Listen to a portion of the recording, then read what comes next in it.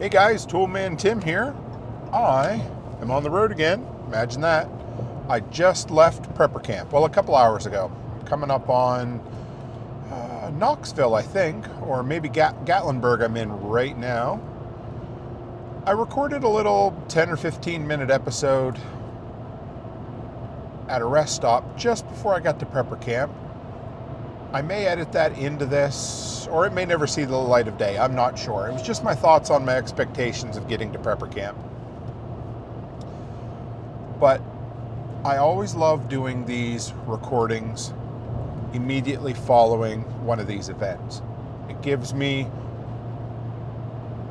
a time capsule to look back on. It gives me a collection of notes to follow up with.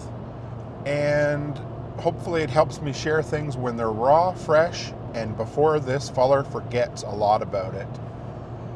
It was the most beautiful weather that I've ever experienced for that, which is only the second year, so that's not saying much, but it was, high 70s and sunny every day. I got there Thursday mid-afternoon. We set up and we just had some time to sit and chill. My brother from another mother, Joel Riles, was there.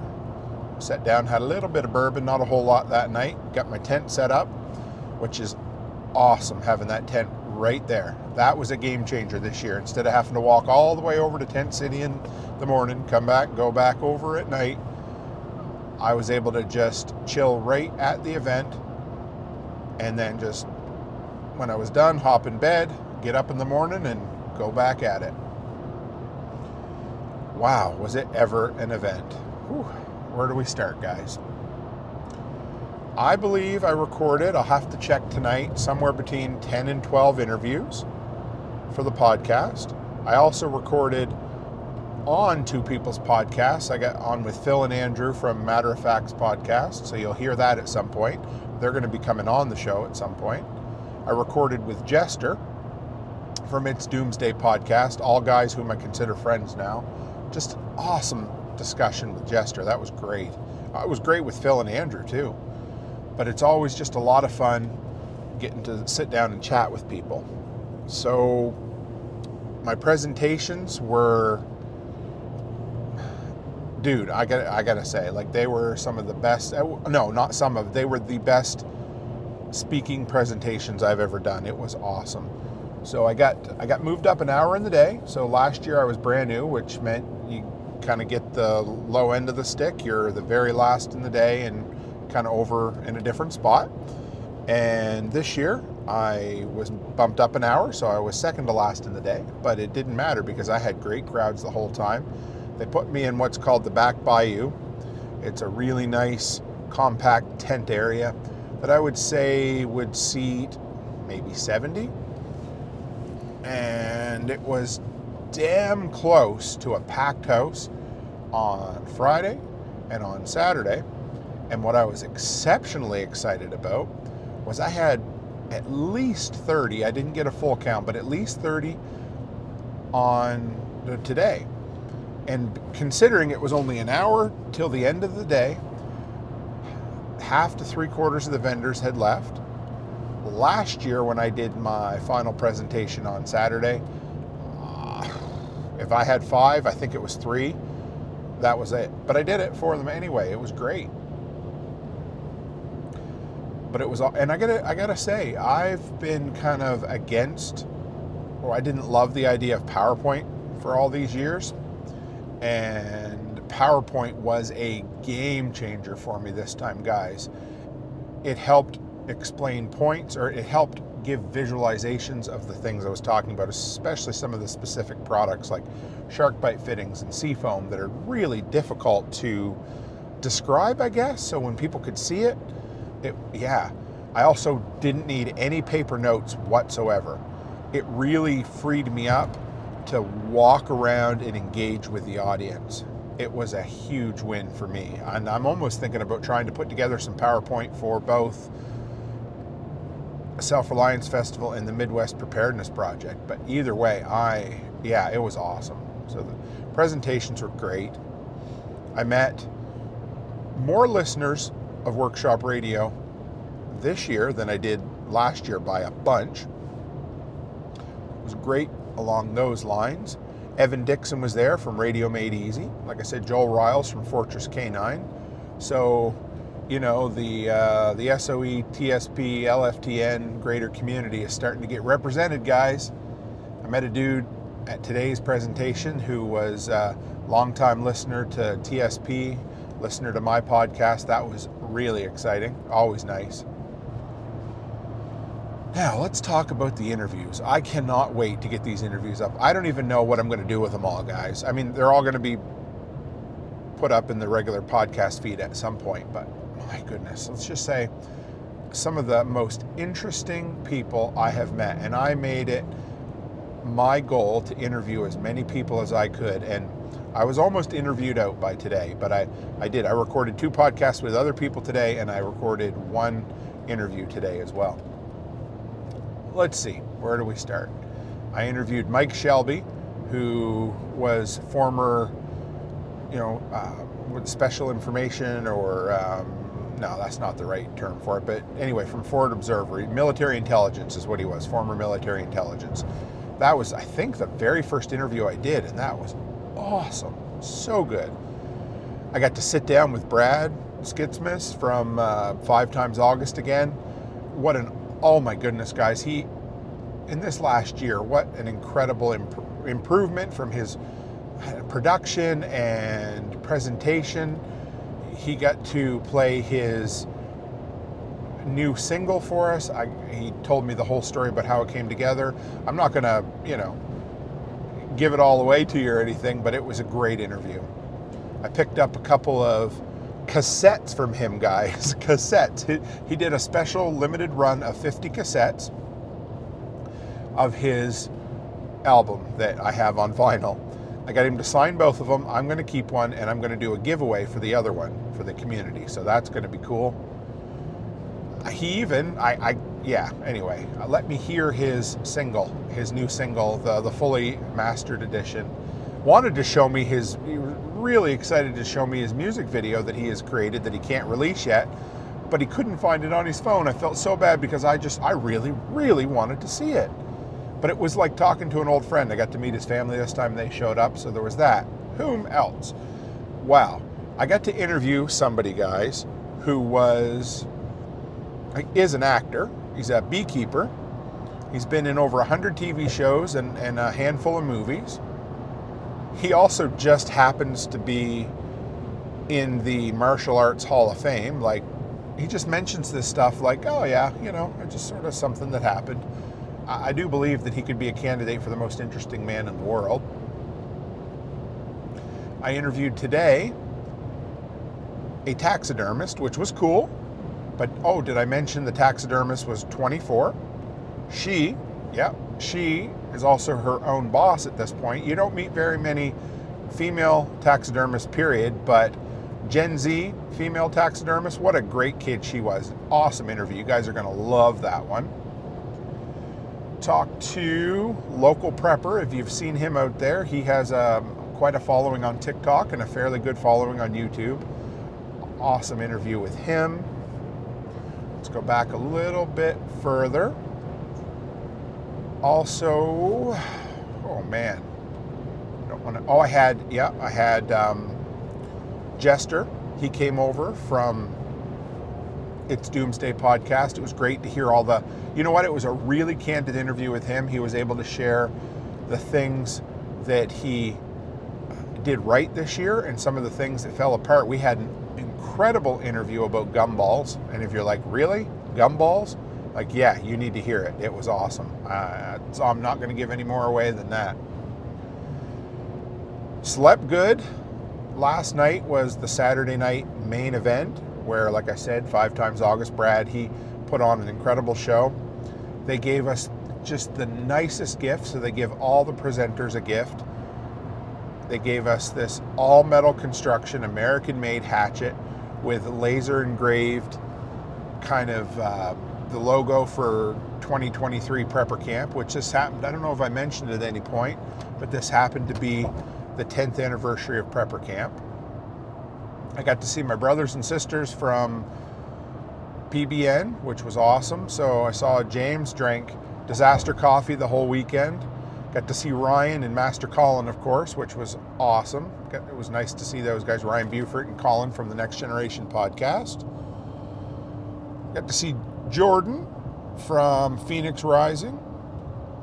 Got to see Sarah Hathaway from the Changing Earth podcast, and an incredible author.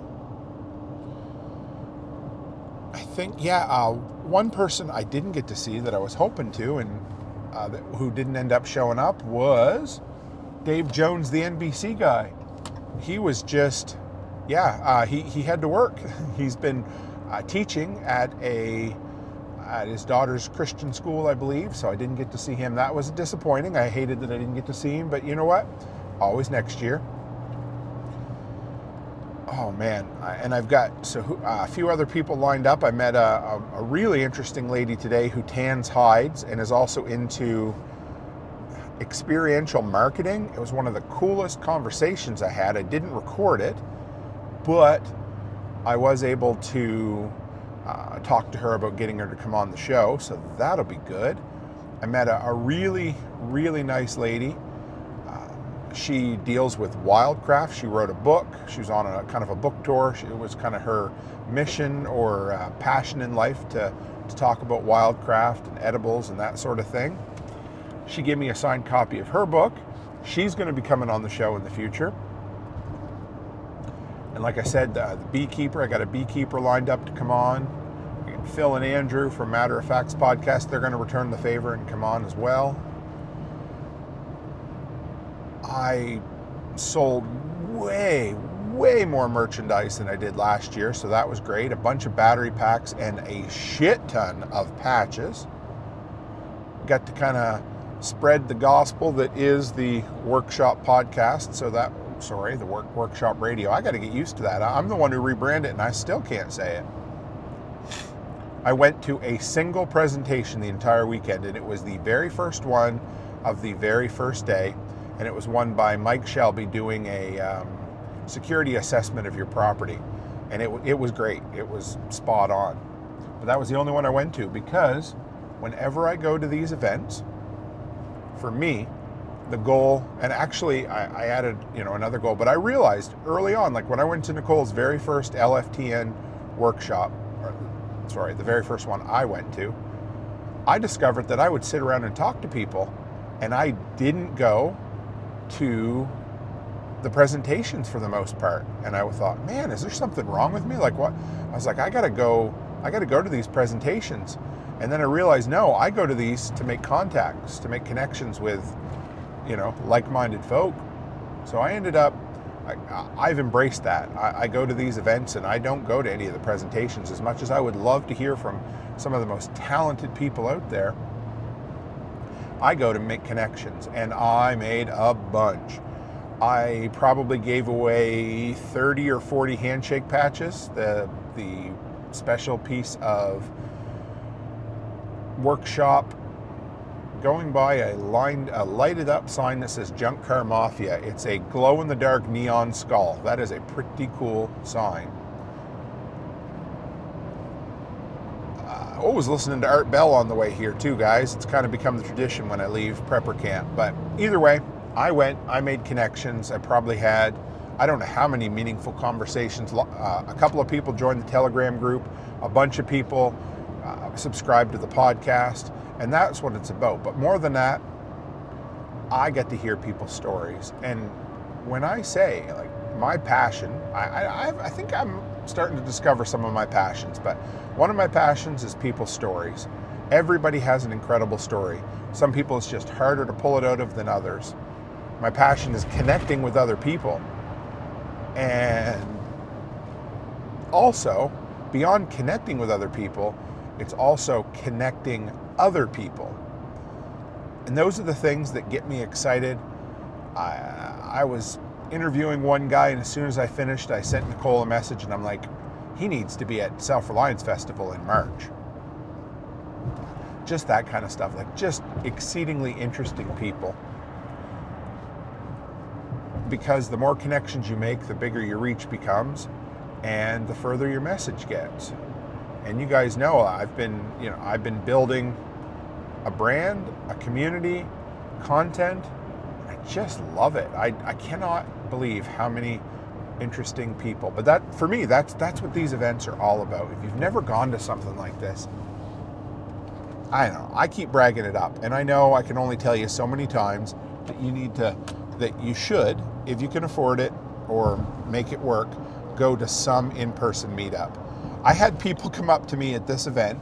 I had a lady stop me there just before I was leaving, and they're like, hey, I hear you're connected to all these events, and I'd like to know where the closest events are to me. I was like, oh, yeah, I don't even know who told her that, but I am going to a few events.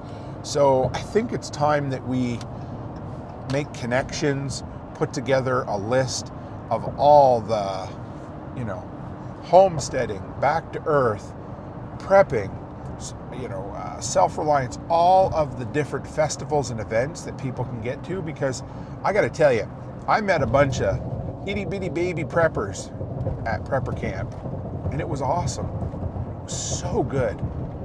But they're people who come in on the gateway drugs of Alex Jones or Glenn Beck, a lot of Glenn Beck guys. And I used to kind of joke about those guys like Alex Jones and Glenn Beck, but I realized, and another one came in on Canadian Prepper. They're doing what they need to do. I'm not going to judge those guys, but they're bringing a lot of people in from events or to the prepping world, because these people that are coming in are scared because they've seen the world has changed, or their personal world has changed, or whatever it ends up being. And I had a few people who are like, hey, my spouse isn't on board, what can I do? So these people are coming into these events green, wet behind the ears, whatever you want to, and they're scared, and they've been listening to a bunch of people who are good at scaring people, whatever you want to think. And so my job is to kind of talk them down off the ledge and try to preach the gospel that is, listen, prepping, I don't know how many times I talk to people who are fairly new to prepping, and I would say, here's the deal, prepping needs to make your life better. It needs to make your life better whether the shit hits the fan or your own personal little apocalypse. And what's way more likely, your personal apocalypse or a worldwide apocalypse? And I can promise you it's your personal apocalypse. But, because everybody's like, well, I need to buy an EMP shield and a Faraday bag, and I need, no, you don't. You need to store some water. You need to save money. You need to get your financial house in order. You need to start a friggin' business. I don't know how many times I talked to people and I said, listen, if you want a prep that will pay you back for the rest of your life, and a big thing that a lot of people are asking about is, how do I find freedom with all the bullshit we've dealt with over the last 3 years? And for me, the answer was entrepreneurship all day long. And it doesn't have to be entrepreneurship full time. No, it doesn't. You can just start a part-time side hustle or 3 part-time side. I don't freaking care, whatever you want to do, but start something. And so I hope I sowed a bunch more seeds of self-reliance for people, because when they, that's what I'm there for. That's what I want to teach people. So what do we do each night? So Thursday night, Joel and I, we drank a little bourbon, and then I went over and hung out with the PBN family. We had somebody made a really good noodle casserole. That was very enjoyable. Friday night, we were supposed to all get together and do a really a nice roundtable discussion and everything. And I was on my way over. I got to within 2 cabins of the PBN site, and I heard this, "Hey Tim, what are you up to?" It was a guy who was at my presentation, just an awesome dude. And I apologize right now that I can't remember his name. I've got him in my phone though. He texted me, so I won't forget. He said, "You want to come up for a coffee?" And I'm like, "Yeah." I said, "Sure, I'll come up for 10 or 15 minutes. And then I said, but then I got to go. I got to go see the PBN guys. And I had the greatest conversation. And a 15-minute coffee turned into a 4-hour sit around and chat the entire evening. Never made it to see my PBN brothers and sisters, which it happens, it's fine. We sat there, and this dude, he works in the oil patch in the Gulf of Mexico. He does fracking. He was at one time the cook on a fracking boat, and now he oversees most of the fracking not organizations, but projects and that sort of thing. And we sat and we talked about everything from snakes to the proper way to make sweet tea or steep tea, and talked about how he got his job as a master mariner, the time he spends out there, the things he'd love to do with his life. And I talked to another individual who is in a different way in life and wants to prep more, or it's hard to get his wife involved at this point because her health has taken a turn for the worse, and it gets difficult. I heard a story of a guy who has made millions of dollars installing security alarms for houses in his community. So it was awesome. Guys, if you end up listening to this episode, you do not know how much I appreciated our conversation. Loved it. And Saturday night was the big shindig. I filmed a 12 or 13 second promo video with Rick, where I was up on stage and we panned around so you could see all the cool people that were there.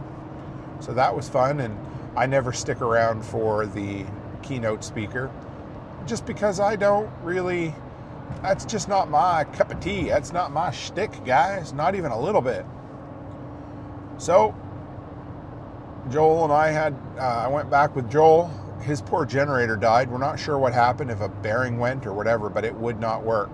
But it was kind of cool because I had my 0.0 power station that he was able to run his fridge and his fan in his RV for the most part of the day, probably 4 or 5 hours. So that was cool. It was really exciting, actually.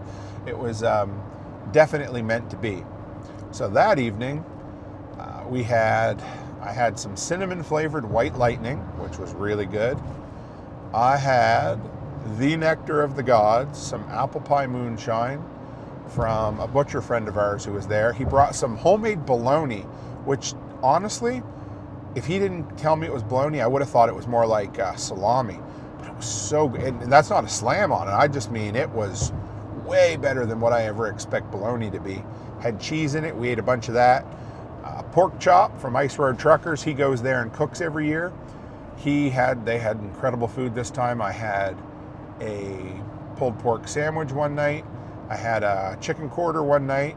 Last night, late at night, when we were having a little moonshine with those fellers, we had ribs that were some of the best friggin' ribs I've ever had. And I had a cherry apple cobbler that I couldn't tell you why it was so good, but it was friggin' good. It had almost a vanilla-y flavor to it, but it was so good.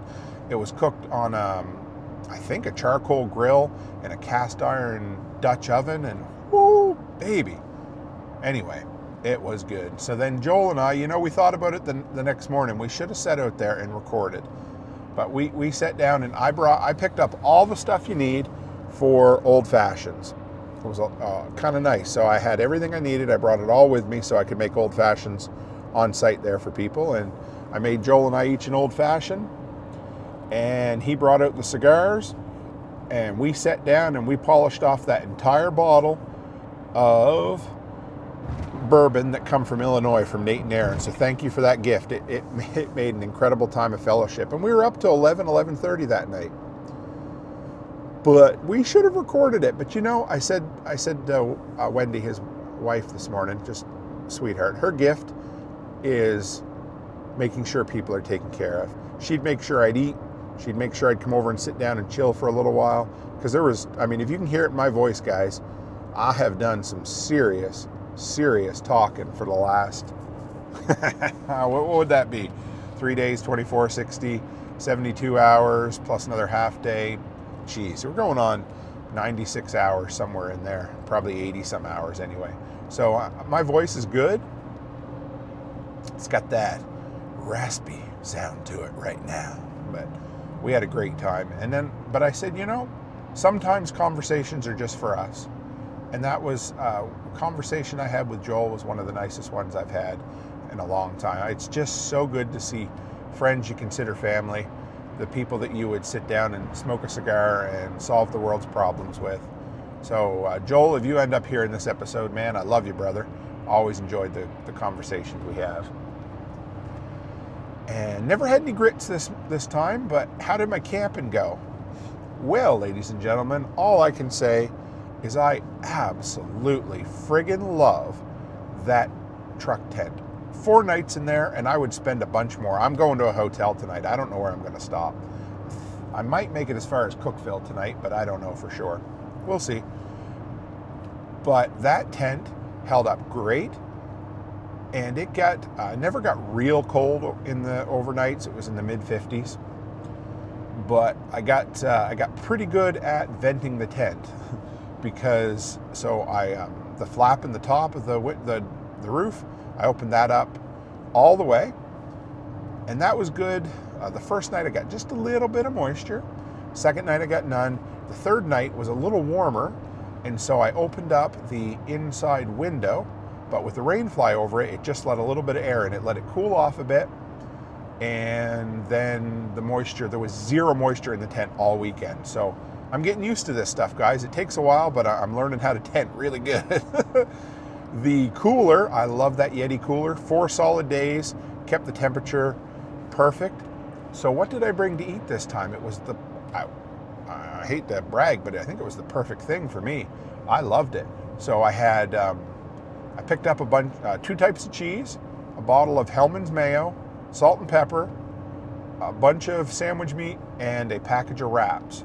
And the game changer for me this time, well, a couple things, was not buying too much meat, because I always buy too much meat. I bought enough meat to last me for the 3 nights. I didn't buy too much cheese. I bought a small bottle of mayo, and you might think this is stupid, but the game changer for me was getting wraps this time. Because what would happen is, when I'd travel in the past and I'd want to make sandwiches, I would buy bread. And so I would put the bread, in the truck, and then it would get squished, or it would get left open a bit and it would get dry. But it was never, it was always a pain in the ass. It was always causing problems. So what did I do? I got myself some wraps, and it was perfect. I think I ate wraps for 4 meals. Supper every night. And supper I wouldn't eat until 9 o'clock at night, or last night I was 3/4 in the bag at 11:30 at night. Made myself 2 wraps, and I sat in my tent, and I used my Yeti cooler as a table. I used my power station with a nice lamp as the interior light, and I sit there, guys, and I chilled, and I had my sandwiches, and I loved it. It honestly was great. I don't know why that little 4-inch or 3-inch bedroll is so comfortable, but I could sleep on that all night. But I think it's just having the leg room and everything that's good. And that white noise machine, Aaron, if you're out there listening, I thought it was dead. I had a USB issue, let's put it that way. So I had a USB-C. I bought it as USB-C, so it would be compatible, but I think that it won't take the 5-volt, more expensive USB-C cables that I bought from Anchor. So I think it has to be the lesser USB cable. So I went and I replaced this white noise machine at Walmart or Target, I can't remember which one it was, and I bought another one. And I'm like, well, you know what? Before I throw out the machine I really like, I'm going to try the cable that came with it and see if it works. Well, yep, it worked. It was a USB-C to USB-A cable, just a cheap little one, and it worked perfectly for that. So now I have 2 cordless white noise machines, but I was able to keep the one that I really, really like. So I don't know what the hell I did with the cable that came with the original one, but I have a new cable now anyway, and it still works off USB-C, so I like that a lot. Traffic's really thick tonight, guys. If it weren't so late, I might look up Carrie Brown, brother. I'm heading through Knoxville, but if not, I will see you in a couple of weeks at the workshop workday. So what else? Oh yeah, kind of a cool story, few things, but a lady, just an incredible lady whose, superpower is gifts. She brought me some custom copper coins at the Thriveless Fair in Washington. And she's a listener of PBN and has listened to my show some. And she came this time this is really neat, to the prepper camp for the very first time, and she brought all of us PBN hosts custom tumblers with the PBN logo printed on the side.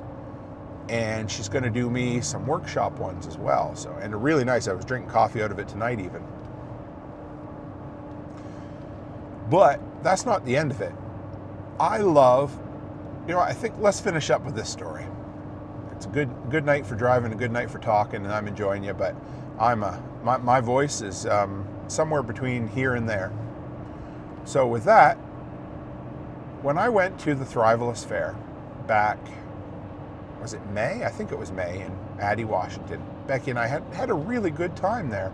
Actually ran into the organizers of it, who are very keen on having me back next year. And so in case anybody asks or anybody wants to know if I'm interested in speaking at an event next year, the answer is I'm not making any commitments until January 1st, 2024. So for what it's worth. Anyhow, so the night of the workshop roundtable at Thrivalist Fair, we were just getting ready to start recording, and this lady, I don't want to guess her age, but a little bit younger than me for sure, comes along. She's like, "Hey, who are you guys?" We told her, and she's like, "I'd like to join." I'm like, "Sure you can, absolutely." And her name was Kendall. And if the story ended there, other than the fact she had an incredible story and a passion for sharing it with people, that would have been pretty cool.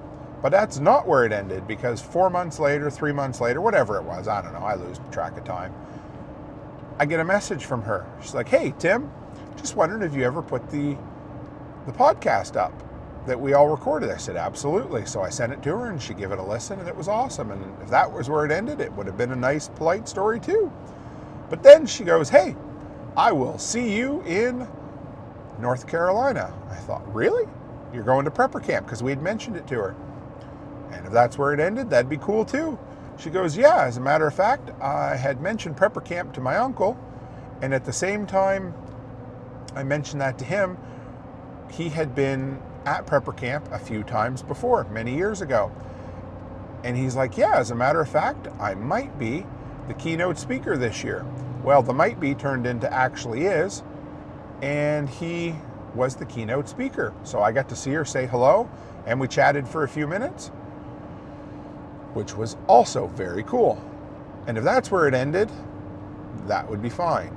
But it wasn't, because when we met her, Ryan Buford and I, she's like, "Yeah, it was a great trip, but I had a hell of a flight, got delayed, missed an entire day of prepper camp because the flight was delayed before we left in Seattle, and then we ended up spending a bunch of time in Atlanta on the tarmac just waiting."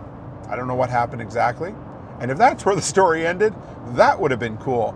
Except Ryan and I both look at each other, and all this craziness that we've experienced up until this point, all these coincidences and stuff, all came together because the lady who, and you know who you are, I don't want to give away her name just because I don't know for sure if I could or not, the lady who made my tumbler, who was also at Thrivalist, who did not meet the other lady this time, Kendall. She's like, she was on the same flight from Seattle, was a day late for the show because she was completely delayed in Atlanta as well.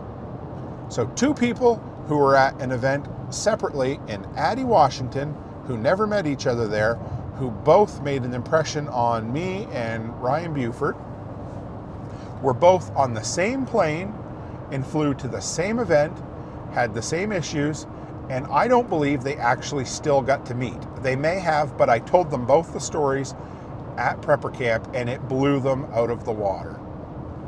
So if that's not a cool coincidence, connection, insert whatever you want there, it was one of the neatest kind of 6 degrees of separation with Kevin Bacon you're ever going to hear.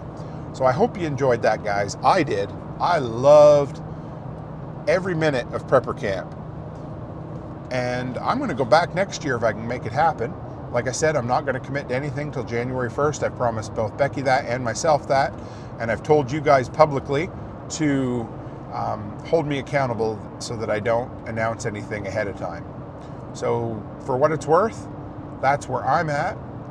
I'm gonna get a hotel and I'm gonna go to Waffle House and have a nice feed tonight. And I'm gonna take a day off tomorrow to wade through the hours of content that I recorded. Rest my vocal cords. Nah, probably not. I'll probably still talk. Get my laundry done, clean the truck, feed the hogs. No, sorry, that's a random quote from Lampoon's Christmas Vacation.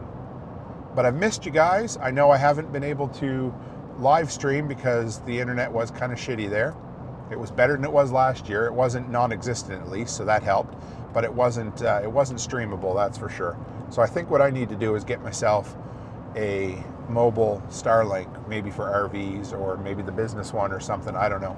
Get one of those, do that, so I have better internet so I can stream next year. Or maybe I won't. Maybe I'll just record it and keep uploading it. That's kind of the mystique of Prepper Camp. But it's awesome. I had a great time. I've missed you guys. I cannot wait to chat with you soon. And as always, stay happy, stay healthy, and have a great friggin' week, guys.